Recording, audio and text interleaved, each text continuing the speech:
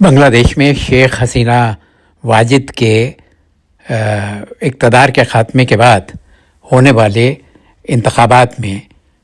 اس وقت تک جو صورتحال ہے وہ یہ ہے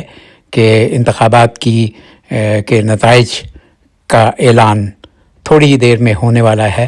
لیکن ہمیں اب تک جو کچھ معلوم ہو سکا ہے اس کے مطابق کہا یہ جا رہا ہے کہ 65% ٹرن آؤٹ رہا ہے ووٹرز کا، اور اب تک جو غیر مصدقہ اطلاعات ہیں اس کے مطابق جماعت اسلامی اور اس کے الائنس کو، یعنی ان کے ساتھ جو دوسری پارٹیاں ہیں، ان کو 80% تک کی سبقت حاصل ہے، اور BNP جو ہے وہ تقریباً ہار چکی ہوئی ہے۔ بنگلہ دیش نے ایک فاصلہ طے کیا ہے، اور بہت سے لوگوں کا یہ کہنا ہے کہ انہوں نے ایک عرصے کے بعد آزادانہ طور پر انتخابات میں